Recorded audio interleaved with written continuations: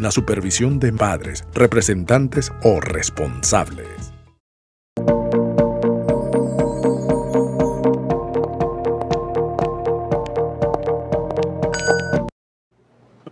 Actualmente vivimos en una sociedad con un alto porcentaje de violencia contra la mujer. Es alarmante los casos que han salido a la luz pública en los distintos portales de noticias nacionales e internacionales. Hoy en Tú y Yo queremos reforzar nuestro rechazo y alzar la voz en contra de cualquier acto de violencia hacia la mujer. En el mes Violeta nos acompaña la doctora Fanny Márquez Cordero, presidenta de la Fundación Mujeres por la Vida. También se nos une a este panel la psicóloga Marifre Aguilar y en nuestro segmento Crecemos Aquí nos acompaña la emprendedora Lorchain Cortiñas. Así que suelta el control y no te apartes. Bienvenidos una vez más a este programa de Tú y Yo, que a través de la ventana de Canal I nos permite llegar a cada uno de sus hogares para abordar temas de muchísimo interés. Hoy precisamente estaremos hablando de la violencia de género, un tema que se ha vuelto un problema de salud pública que definitivamente debemos buscar la manera de abordar y llegar a cada uno de sus hogares con la información adecuada para erradicar con educación y conocimiento lo que es este flagelo silencioso. Se estima, de acuerdo a cifras y estimaciones mundiales de la Organización Mundial de la Salud, que aproximadamente el 30% de las mujeres en el mundo ha sido víctima en algún momento de su vida, no solamente de agresión sexual o física. Este será el tema que estaremos abordando con un panel de invitados maravillosos que nos informarán no solamente cómo erradicar este tema en nuestra sociedad, sino también las organizaciones en las cuales podemos acudir y también todas esas instancias que velan por hacer valer nuestros derechos. Bueno, bienvenido, le damos los buenos días a nuestra primera invitada del día, Marifre Aguilar, quien es psicólogo cognitivo conductual, precisamente para abordar este tema que se ha hecho prácticamente en nuestras sociedades, que terminan siendo silenciosas ante la agresión de mujeres o terminan normalizando ciertas situaciones que hoy vamos a aprender a identificar en este programa de manera que usted no sea víctima y si lo está haciendo pueda tener las instancias y los instrumentos de ley de peso para erradicarlo. Bienvenida. Gracias, muchas gracias, muy amable. Gracias primeramente a Dios por permitirnos estar acá. Así es. Y gracias a ustedes por la invitación.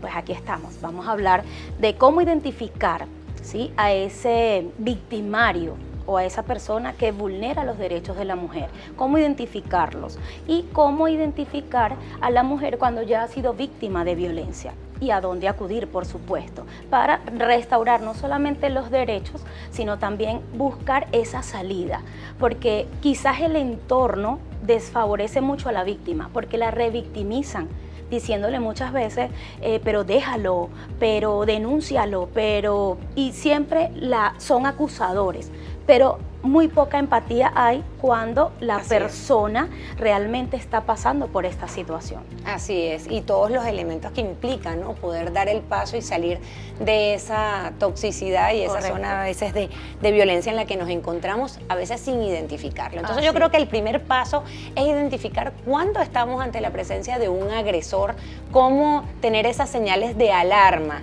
en un principio de una relación y no normalizar ciertas situaciones en una pareja. Sí, bueno, lo primero que hay que tomar en cuenta es la manera como la persona dice amar a la otra. Eso es importante. Cuando tú como mujer le regalas un café o le haces una comida o te arreglas incluso para tu pareja y tu pareja no elogia, sino que al contrario lo que hace es expresar con un lenguaje soez, con un lenguaje déspota, sarcástico muchas veces, humillante. ¿Qué hace allí? Allí hay una señal de alarma, eso es una señal de alerta que deben estar muy pendientes. Eso es desde el punto de vista verbal, que va colando hacia la esfera psicológica, porque va disminuyendo la autoestima. La autoestima de la mujer va disminuyendo a medida que esto va trascendiendo en el tiempo.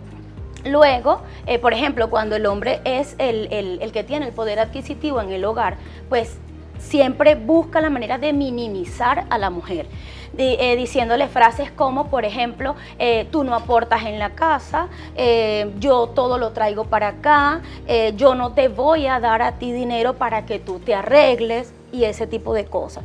Las personas, las mujeres, van normalizando porque se adaptan o se acostumbran a vivir en este entorno, ¿sí? Entonces es importantísimo comenzar a ver, observar muy detalladamente y sobre todo escuchar.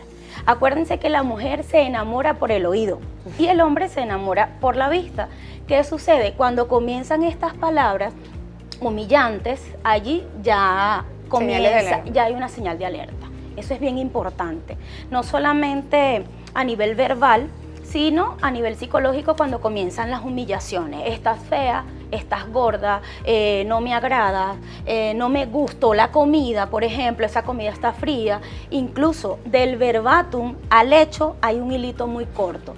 Por ejemplo, cuando tumban las cosas de la mesa o cuando la mujer va a servirle y de repente la comida no le gustó, entonces el hecho de que separen de manera muy tosca, muy brusca estos alimentos, ya eso es una señal de alerta. Marifre, tú hacías un comentario anteriormente que rescato de ello, el hecho de que a veces identificamos la violencia simplemente a lo físico, pero hay varios tipos de violencia. ¿Cuáles serían para instruir a nuestros televidentes al respecto? Sí, de hecho la ley establece 21 tipos de violencia, la ley como tal.